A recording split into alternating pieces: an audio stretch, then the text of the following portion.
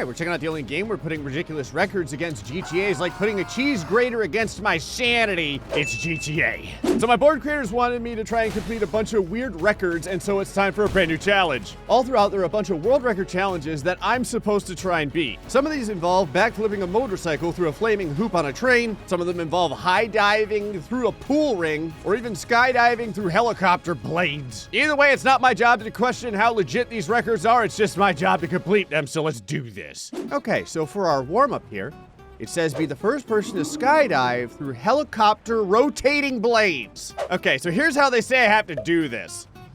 I have to use a key that they've programmed to teleport me into this vehicle, which is the helicopter. Then I have to teleport into a vehicle that is stationed above the helicopter, like this, jump out, and fall through the blades before they stop rotating and not die. Now you may be saying, great, that doesn't seem that bad. Well, the problem is that regardless of how fast or slow the blades spin, if you touch them, you die. Is this actually a world record?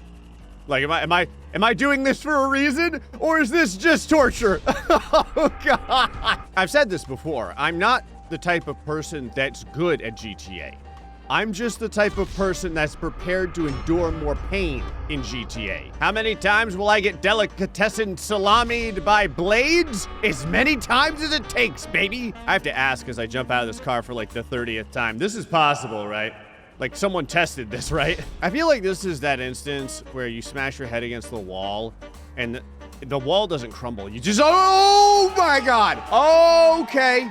Hey, editor, can you slow that down and just show going through the blades? I guess it is possible. There you go. On to the next challenge. Okay, so this one says, be the first ever to backflip on a bike through a fire hoop over a wagon on a moving train. It doesn't actually sound that bad. God, the hardest part about this challenge is just, oh, come on. I was gonna say the hardest part about this challenge is just getting your bike into the right position. Not only that, but you have to ramp off the little incline side there to get onto the train in the first place without overshooting it. Then you have to wait for the train to be straight, because there's no way to do this when it's at a curve. Of course, the train is just on a massive curve for like the next 30 seconds. Okay, it's straight enough. No, it wasn't. Now I'm stuck inside of a tunnel.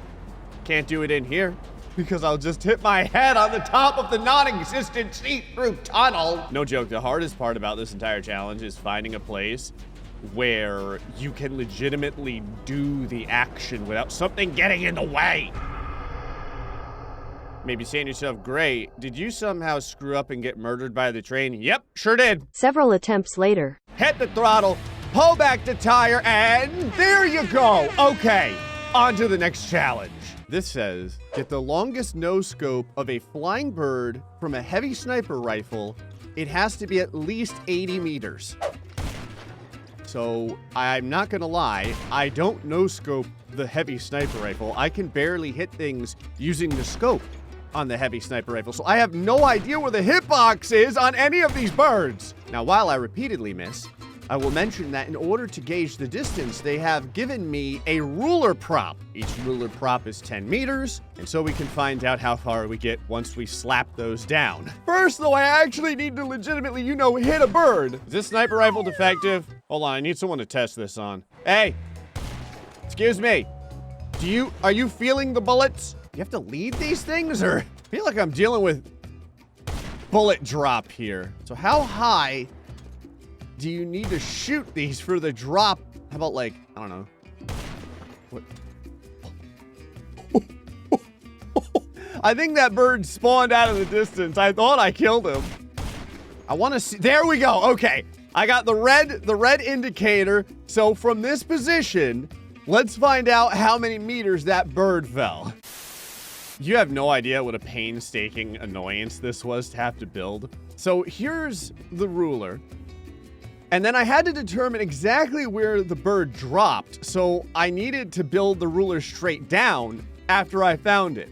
We ended up with roughly 90 meters. Like 90 meters and, I don't know, 8 inches. And just like a bird, I too can fly! On to the next challenge. I didn't pull that soon enough. So this says, you have to end the lives of 2 people with a single jump. The idea is it will be the most amount of people that are slain by a single jump. I have to just use a regular ped jump. I can't like skydive into a group of people. So I've got a real problem. This is the easiest area to jump on this ledge because if you don't do it on the edge, he hops over it. And this dude sat down and he's in the way of my record.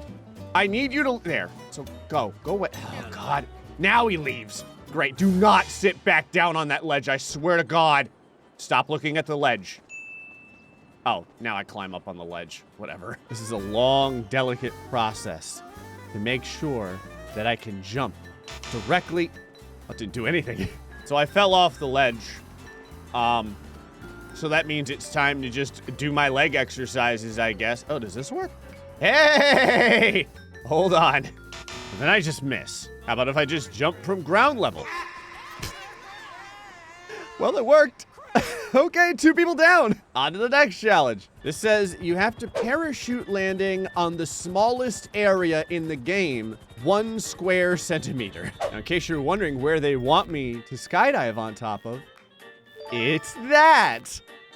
The very steeple. Now, you may say, Gray, what are you about to do? I'm testing something real quick. I want to know if you, well, you couldn't give me a teleport area that I can just jump from. I have to drive myself up in order to skydive parachute land on this thing.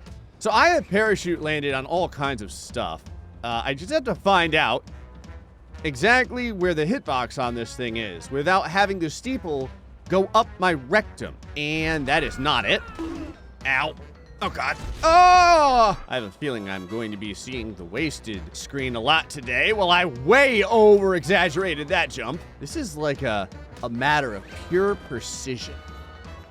Because I want my feet to come down just on the top of the steeple. Yeah, because if they come down beforehand, I die. Hold on, there we go. Ow. And if I'm slightly over, my feet won't touch at all. This is like an actual record. I feel like I did this one time for a short or something.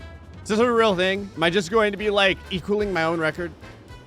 Okay, I want to keep my toe right on the exterior of the... Oh, there you go. It is on my foot.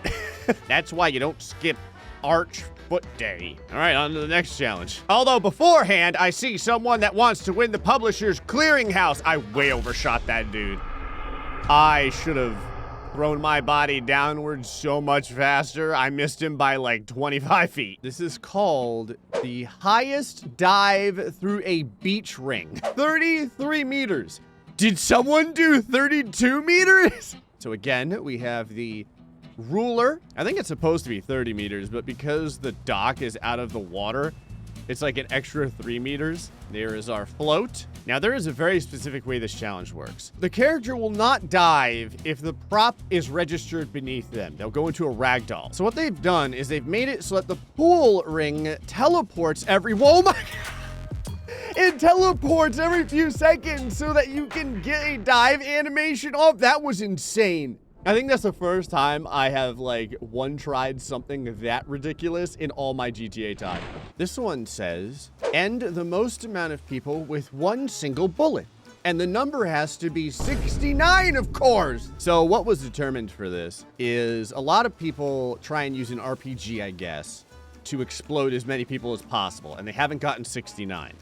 And that's because the true bullet that ends the most amount of lives isn't the one that you would think about. It's actually an incendiary round from a pistol. Now, what you have to do is the Obi-Wan Kenobi over here. We're going to have to get into the high ground. Okay, so Anakin can feel the full power of the incendiary rounds. Although just getting the high ground is its own kind of annoyance because you have to kind of climb your way up the banister here. All right, so then we're just going to climb on one of these completely stable umbrellas that totally adhere to the normal realm of physics.